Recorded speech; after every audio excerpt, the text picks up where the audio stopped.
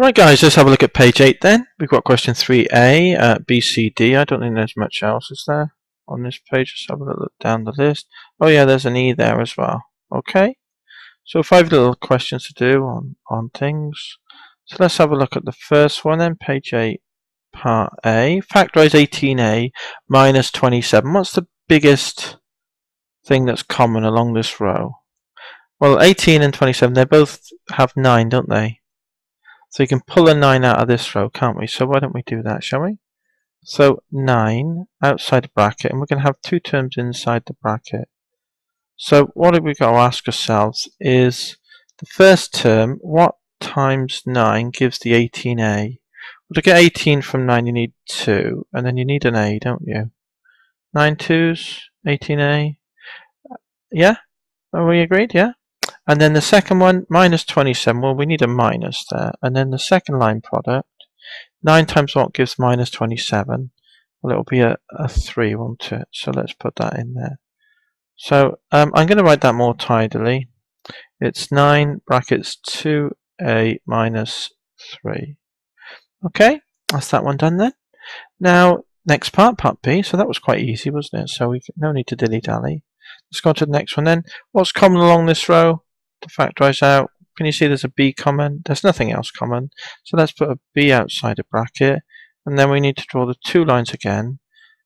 What do you times by B to get B cubed? Well, you need a B squared, don't you? Then you got minus 3B here. So what times B gives minus 3B? Well, we just said it, haven't we?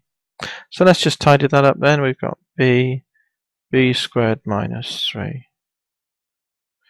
And that one, just check it, B cubed, yeah, that's that term there. And then the second term is minus 3B. Okay, now expand this bracket then. So let's just write it out a bit freehand. And to expand the bracket, we do the reverse. We draw our 2 lines and we run them through, lines 1 and lines 2. So the first line is 5 times 2x, 5 lots of 2x. So 5 2s are 10, and you've got 10 lots of x, haven't you, yeah? Second line, what's that product? Well, it's a plus, 5 7s. 5 7s are 35.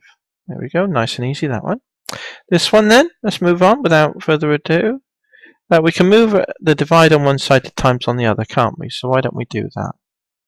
So here, let's move the x from divide to times. 12 is equal to 4x. Now we'll divide by 4 both sides. And I'm going to write it down from right to left. Because it doesn't matter which way around you write an equals, does it? So as I said, well, you can divide both sides by 4, or you can just move the 4 from times to divide. So why don't we just do that?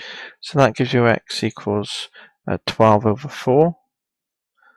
So x equals 4 goes into 12 3 times. Yeah? So there's what we think the answer is. Let's just check it. 12 over 3. Yeah, that's 4. So that's fine. Yeah, that's just for ourselves. Little check there. I wouldn't put that in the actual exam, mind. That's fine.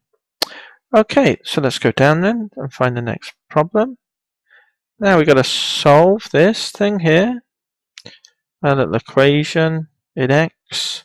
Well, let's collect all the x's on one side and all the numbers on the other. So let's just do one thing at a time, shall we? So I'm going to move the 4x over here. Shall we move? We'll move them both.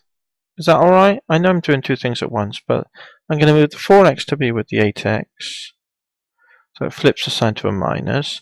And at the same time, I'm going to move the 5 to a minus as well.